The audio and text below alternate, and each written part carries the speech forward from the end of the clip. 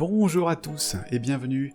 J'avais promis à certains d'entre vous que je prendrais le temps de faire cette vidéo pour répondre aux questions qu'on me pose le plus souvent concernant le métier d'illustrateur indépendant, et je vous le dis directement, non et non, ce n'est pas un tuto. Je vais pas prendre le temps de vous parler des statuts, des aspects techniques de mon travail, etc., parce que sinon cette vidéo durerait des heures.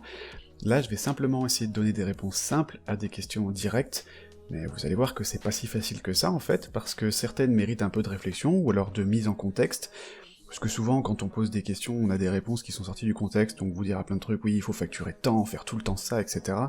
Malheureusement, c'est pas aussi simple que ça.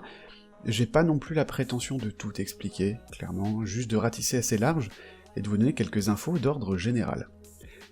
Comme j'ai pas non plus le temps de passer 1000 ans à faire un montage de fou, en plus du fait que je saurais pas faire, hein, j'aurais dû commencer par là en fait.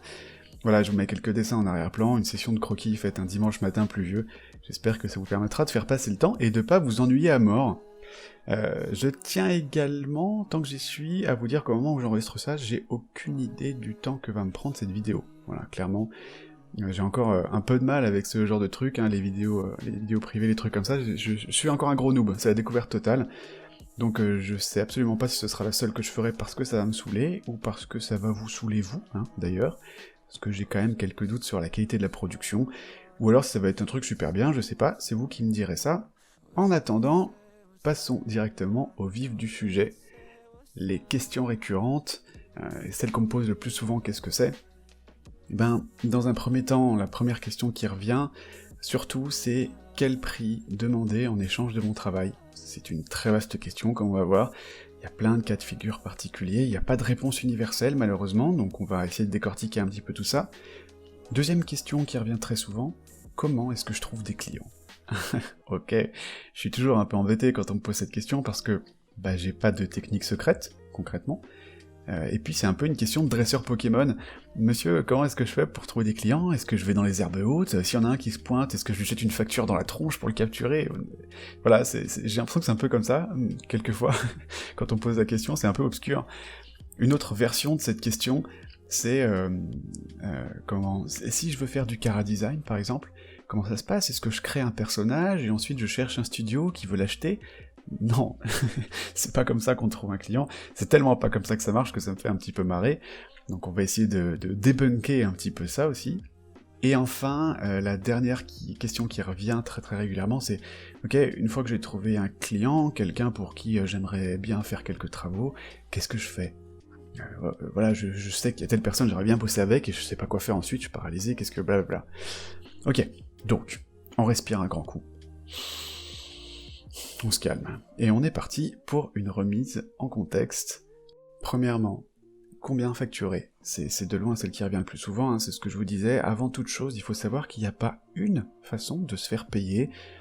Et oui, vous l'aurez deviné, c'est rarement vous qui allez décider de comment ça va se passer. Voilà. La petite contrariété qui va bien. Exemple. Premier cas de figure, vous allez travailler pour des studios de jeux vidéo, par exemple, ou dans le milieu de la pub, etc. Généralement, on va vous demander votre tarif à la journée. Donc le client va vous dire « je veux ça, ça et ça », vous allez lui dire combien de temps cela vous prendrait de faire tout ce qu'il vous a demandé, vous allez lui éditer un devis, avec ce que ça lui coûterait à la fin, et votre client va accepter ou non ce devis. Je vais pas rentrer dans le détail, c'est juste pour expliquer la base de la base.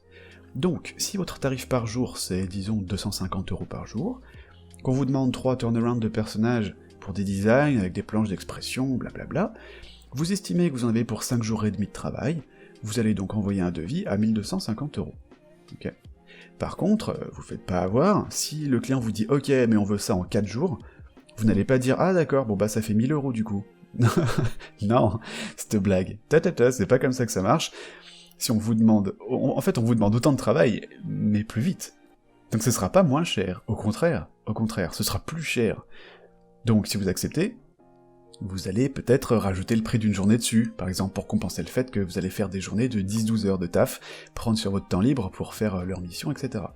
Après, bien sûr, le client peut refuser et tout, hein, vous en discutez, c'est le jeu de la négociation. Je suis en train de m'égarer, on n'est pas du tout là pour raconter tout ça. Donc je disais, tarif journalier, ou tarif horaire, voilà, ça c'est la première option, la première modalité, entre guillemets, de règlement, et ensuite, voilà, vous dites que vous voulez payer par chèque, sur virement sur votre compte, blablabla, pas de souci. à voir avec le client.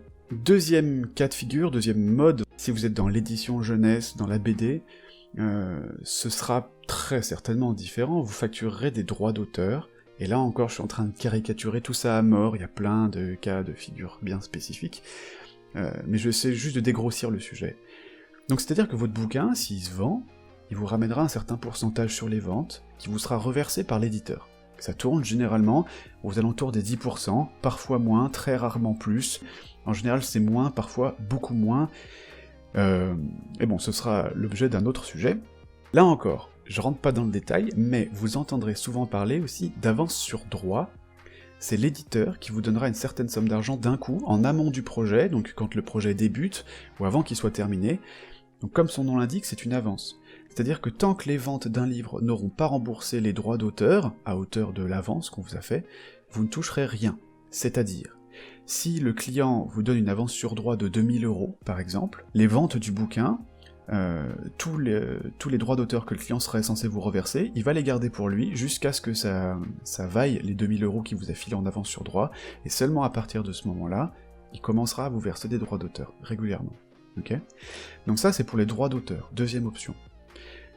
On change un peu de coin, et on va parler d'un autre type d'édition, donc que ce soit pour l'édition pour du jeu de rôle par exemple, également l'édition scolaire, il me semble, que ça fonctionne un petit peu comme ça. Vous pouvez généralement être payé au forfait, c'est-à-dire que le client vous paye une certaine somme, et ensuite vous n'en entendez plus jamais parler. Voilà. Donc bien souvent, c'est pas vous qui allez décider combien ce sera, sinon ce serait trop simple, on vous dira généralement « j'ai ça à faire, mon budget c'est tant, tu prends la mission ou pas ?» Oui ou non, et boum. À partir de là, ça avance. Donc les tarifs, ça peut être tout et n'importe quoi, ça dépend de qui vous avez en face, ça dépend de la complexité de ce qu'on vous demande, ça dépend aussi du temps que ça va vous prendre, ça dépend de la quantité de travail que le client peut vous donner par la suite, ok ? Parce que s'il vous occupe pendant plusieurs mois en payant correctement, vous ferez peut-être des gestes commerciaux de temps en temps, etc. Donc voilà, ça s'est payé au forfait. En général, à quoi ça ressemble ? C'est salut Grégoire, voilà, j'ai 3 portraits de personnages à faire, on a un budget de 35 € par portrait de personnage, est-ce que tu peux le faire ? Oui ou non ? Si, après, vous pouvez toujours négocier, hein, bien sûr, vous pouvez dire, oula, 35 € c'est super raide, ok, mais je te l'ai fait en noir et blanc, et je te l'ai fait au format A5, et faut pas que tu sois trop chiant sur les retours. Voilà, tu m'emmerdes pas à me faire 250 modifications, donc un envoi, tu valides, et boum, c'est réglé. Dans ces conditions, j'accepte. Et là, après, le client, il vous dit oui, non, ok, voilà. Vous pouvez toujours un petit peu arranger les choses, négocier ce genre de trucs.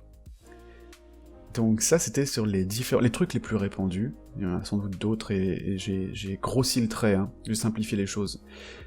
Mais, pour en revenir à la question de base, donc là, on avait, soit on peut être payé au forfait, soit on peut être payé avec des droits d'auteur, qui tombent de temps en temps en fonction des ventes des ouvrages sur lesquels on a bossé, soit on peut être payé au forfait, enfin au tarif à la journée, etc. Vous voyez que, déjà, pour savoir combien on facture et comment on facture, et qu'est-ce qu'on demande en échange de tel ou tel travail, ça change pas mal la réponse.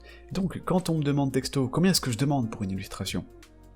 Ben moi je sais pas quoi vous répondre. En fait, je comprends même pas la question, désolé. C'est pour qui, pour faire quoi, en combien de temps ? Et là, souvent on me répond, bah je sais pas, juste comme ça, pour savoir. Alors combien ? Bah du coup je réponds, je sais pas, entre 10 et 20 000 €, qu'est-ce que tu veux que je te dise ? Voilà, je sais pas quoi te dire, si t'as pas plus d'informations à me donner, si t'as aucune idée de détails, bah je peux pas te donner de réponse. Plus sérieusement, soit je vous dis comme tout le monde, la réponse que vous avez déjà dû lire de partout, quand on commence, on facture 250 € par jour, et là on vous dit également que si tu pratiques des prix en dessous de ça, tu détruis tout, blablabla, c'est ce qu'on vous répond. Mais vous êtes emmerdé, parce que ça correspond pas forcément au milieu, au client que vous avez en face, c'est très compliqué quand un débutant vient vous poser ce genre de questions, de donner une réponse ferme, parce que bien souvent votre réponse elle va être prise comme parole d'évangile, et il y a trop de trucs à prendre en compte, ok ? Donc c'est dit, c'est-à-dire que cette réponse, ok, si t'es débutant, 250 € par jour, point barre, bah cette réponse, je trouve que c'est de la merde en fait, ça dépend vraiment de plein de trucs. Des fois c'est vrai, des fois c'est faux. Donc je suis obligé de vous sortir toute cette explication-là, tout ce laïus que je viens de vous faire, et du coup je passe pour un gros relou qui veut pas lâcher les réponses. Mais non, mais c'est pas ça. C'est juste que... je suis désolé, mais Mais voilà, la réalité est plus compliquée que cette caricature qu'on peut vous donner de réponse. Des fois c'est vrai, des fois c'est faux. Et là je me rends compte que si je continue comme ça, cette vidéo va durer absolument 8 ans. Donc ça va être très très long, au secours, aidez-moi. Voilà. Donc, résumé. Généralement, je ne peux pas répondre directement à cette question, combien je demande pour ceci ou cela, parce qu'il me manque plein d'informations. Combien de temps ça vous prend, tout ça, tout ça. Donc en général, vous êtes deg, je suis deg, tout le monde est deg, c'est magnifique, et ça y est, on peut passer à la suite. Le mec qui parle longtemps pour ne pas donner de réponse, c'est génial. Deuxième question. Comment savoir à quel genre de client s'adresser? Comment est-ce que je sais à qui il faut que je demande pour avoir du travail, etc. Vous allez me détester, mais là encore, c'est pas à moi de répondre à ça, je ne sais pas en fait, parce que je ne... C'est pas que je veux pas vous aider, c'est que je ne sais pas ce que vous voulez faire. Et encore une fois, j'en ai aucune idée. Je peux pas savoir pour vous. C'est surtout autour de ce point-là qu'il va falloir vous tourner. Qu'est-ce que vous voulez faire, dans quel milieu vous voulez vous orienter, et donc forcément, naturellement, ça va répondre à la question vers quel acteur du marché vous allez pouvoir vous tourner pour trouver du taf. Ok? Si vous avez déjà une idée du domaine dans lequel vous voulez vous orienter, alors ben aussi, c'est à vous de vous renseigner sur les différentes solutions qui s'offrent à vous. Et quand certains me disent « Ah non, mais ça me prendrait trop de temps, monsieur alors que vous avez déjà fait des recherches, vous voulez pas me dire ?» Bon, alors déjà, vous avez pas écouté ce que je viens de vous dire, on bosse pas forcément dans le même milieu, donc j'en sais pas, voilà, peut-être que j'en sais rien. Et ensuite, est-ce que vous vous rendez compte surtout que vous êtes en train de me demander de faire votre travail à votre place? Moi, je veux bien vous filer des coups de pouce, mais je peux pas faire d'études de marché pour vous. Je vais dire ça très poliment et avec amour, mais j'ai pas que ça à foutre, en fait. Donc ce serait exactement pareil que de me demander monsieur, ça me prendrait trop de temps de faire ces hachures au crayon sur cette illustration, alors que vous avez vachement l'habitude. Vous voulez pas le faire pour moi? Ben non. Non, j'aime dessiner, tout ça, mais non, quoi. Pas du tout. Ça fait complètement partie de votre travail. Chercher, identifier, démarcher les clients. Bienvenue dans le monde de l'indépendant. Donc là encore, il y aurait pas mal de choses à dire, sur tous les aspects, les compétences cachées du freelance, etc., mais c'est pas l'objet de cette vidéo, et je suis déjà peut-être en train de vous ennuyer à mort, je suis en train de me dire. Donc passons, mais voilà, en résumé, pour cette question, comment savoir à quel genre de client m'adresser? Je ne sais pas. Je ne suis pas vous, je ne sais pas ce que vous voulez faire. Donc, si vous me posez cette question, donnez-moi des précisions. Je suis plus orienté tel truc, j'ai aucune idée de si ça, de comment aborder telle ou telle personne, là c'est différent, ok? Admettons que vous avez trouvé un client potentiel. Super. Magnifique. Bien joué. Vous avez déterminé que vous adoreriez bosser pour tel ou tel studio, ou pour tel ou tel éditeur. C'est le job de vos rêves. Bah bonne nouvelle en fait, vous avez fait le plus chiant, c'est que vous avez fait des études, des recherches pour savoir à qui vous pouvez vous adresser, et maintenant vous allez pouvoir faire ce que tout le monde considère comme le vrai job, à savoir dessiner ou peindre. Mais, je précise tout de même qu'avant de contacter de futurs collaborateurs, il faut vous assurer que vous correspondiez à ce qu'ils recherchent. Et oui, parce que c'est bien beau de vous dire ok je veux bosser avec eux, mais si l'inverse c'est pas vrai, ça va pas marcher en fait. Ok? Donc il faut vous rendre un petit peu sexy, un petit peu désirable. Qu'est-ce qu'il faut faire pour draguer les gens comme il faut dans le monde professionnel de l'indépendant? Je suis pas en train de vous donner des conseils de vie privée. Ce qu'il vous faut pour les draguer comme il faut, déjà c'est un book ciblé, ok, très important, qui regroupe des travaux dans le genre qu'ils recherchent ou qu'ils publient. Donc ce book doit être court, les mecs ils ont pas le temps de lire un truc de 30 pages, il doit être propre et clair, hein, parce que si c'est le bordel, ça inspire pas vraiment confiance sur votre professionnalisme. Il faut que ce soit de qualité objective, ça c'est le plus dur, c'est-à-dire que même si vous aimez énormément quelque chose, mais que vous savez qu'il n'est pas au niveau du reste, pas de pitié, il faut que ça dégage, ok? Vous voulez donner une image professionnelle sur absolument tous les trucs que vous avez, donc pas de croquis que vous avez fait au début de votre scolarité ou je sais pas quoi, même s'ils sont rigolos ou cool, sauf si, et seule exception possible, sauf si c'est exactement le délire que recherche le client, sinon ça dégage. Ce sont des règles très vagues et générales, parce que chaque secteur ou client a un peu sa façon de faire. C'est à vous de vous adapter là-dessus, très important aussi. C'est-à-dire que pour un projet d'illustration jeunesse, votre book prendra peut-être l'allure d'une maquette avec la trame du bouquin, avec quelques planches terminées pour donner une idée très précise de ce que vous allez faire, des croquis, etc. Et puis ensuite vous allez pouvoir démarcher les éditeurs comme ça pour savoir s'il y a un éditeur qui serait intéressé par tel ou tel projet. Là, vous n'allez pas juste montrer votre book en disant voilà, je fais des dessins, qu'est-ce que vous en pensez? À vous de vous renseigner sur ce qu'il faut fournir, avec une petite étude pour connaître un peu votre client potentiel, ok? l'intérêt, c'est pas de stalker les gens, c'est juste de prouver à votre interlocuteur que vous êtes la personne qu'il faut, pour son prochain projet ou pour le prochain boulot qu'il a en tête. D'accord? Vous êtes en train de leur montrer, hey, vous avez des problématiques, vous cherchez du monde, vous avez besoin de tel ou tel projet, ben ça tombe bien, je suis là, regardez. Moi je sais le faire, et j'adorerais bosser avec vous. Donc qu'est-ce qu'on attend? En gros c'est ça. Okay, mais bon, prenez quand même tout ça avec des pincettes, parce que ça fait belle lurette que j'ai pas fait de book, je suis en train de me dire, il y a certainement des gens bien mieux qualifiés que moi pour en parler, et je sais même pas pourquoi vous m'écoutez d'ailleurs, vous êtes tarés en fait. Vous êtes tarés, barrez-vous.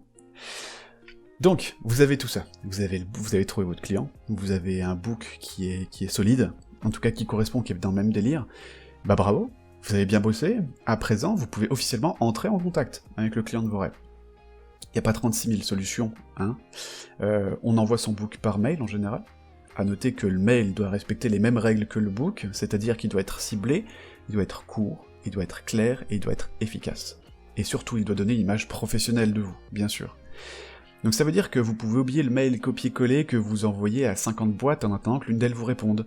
C'est pas du tout le truc, il faut que ce soit un mail personnalisé, que vous donniez l'impression que vous vous souciez de la personne que vous avez en face, bien sûr. Ça peut être un truc du genre: bonjour, je suis illustrateur ou illustratrice indépendante, j'ai découvert vos projets ou votre studio grâce à, au travers de blablabla. Je pense que mon travail correspond vraiment à ce que vous recherchez pour tel ou tel projet, j'aimerais beaucoup qu'on travaille ensemble. Voici quelques images, voici mon book, ou voici un lien vers mon portfolio, etc.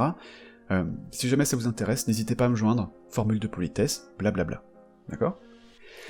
Il y a une minute, je vous disais que le mail devait respecter les mêmes règles que le book, donc ça veut dire qu'avant, vous vous serez renseigné sur les pratiques du client, avant d'avoir un message ciblé, pour avoir un message ciblé. Parce que parfois, vous vous rendez compte que certaines maisons d'édition, par exemple, ont des formulaires de contact dédiés. Donc si vous passez au-dessus de ce genre de choses, vous allez passer pour des connards. Voilà, tout à fait concrètement, le genre de personne qui a même pas pris le temps de faire 5 minutes de recherche, c'est très mal vu, je vous le dis, et en général vous aurez pas de réponse. Voilà. Maintenant, il y a d'autres façons de faire aussi, hein. Moi je vous parle d'un mail, mais peut-être que vous pouvez prendre contact sur des conventions, quand il n'y a pas la situation actuelle et que les gens ont effectivement le droit de se rassembler, ça peut être une très bonne chose, je pense pour tous les Lyonnais qui veulent bosser dans le jeu de rôle, dans le jeu de société parfois, les conventions comme Octogone ou Essen en Allemagne, etc., ça peut être une très bonne piste. On peut récupérer ou se faire pistonner par quelqu'un, voilà, vive le réseau, clairement. Donc là, c'est une autre façon de rentrer en contact avec un client, hein. C'est déjà arrivé, on fait ruisseler un petit peu les trucs qu'on a en trop. Par exemple, si on a on est charrette et on a des missions de tous les sens, qu'il y a un client qui vient nous voir et dit « Ok, j'aimerais bien ça, plutôt que de laisser le client repartir dans la nature, entre guillemets, si on n'est pas un salaud, on va l'orienter vers un de ses confrères. Ok, ben moi je suis désolé, j'ai pas du tout le temps, là je suis complètement fou au niveau de mon emploi du temps. En revanche, je vous suggère de contacter telle ou telle personne, c'est un confrère à moi, quelqu'un qui est très très pro, qui brosse super bien, il est tout à fait dans le ton de ce que vous recherchez sur ce projet, je suis vraiment navré de pas pouvoir faire ça avec vous, ce sera avec plaisir pour une prochaine fois, mais en attendant, si vous avez besoin, contactez un tel de ma part.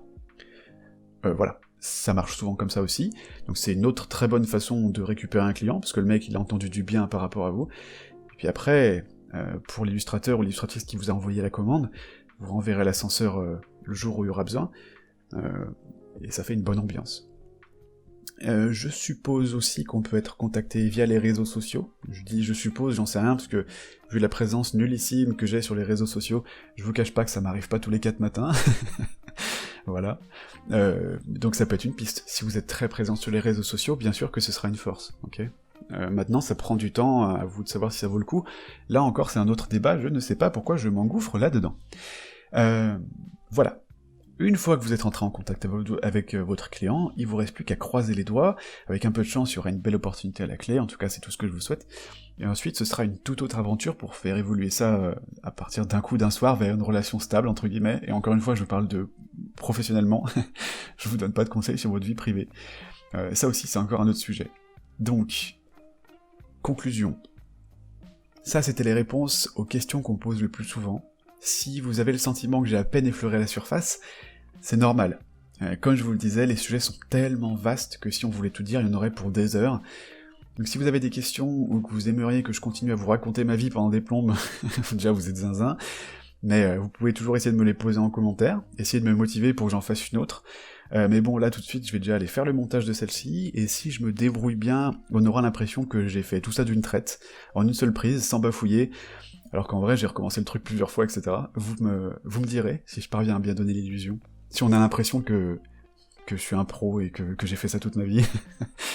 Donc voilà, désolé pour la frustration si vous trouvez que j'ai pas du tout répondu à toutes ces questions, malheureusement j'ai répondu du mieux que je peux, et j'espère que vous avez bien compris que voilà, c'est pas aussi simple que clac clac, je claque des doigts et j'ai la solution à mon problème. Donc encouragement, cœur cœur, love, ok.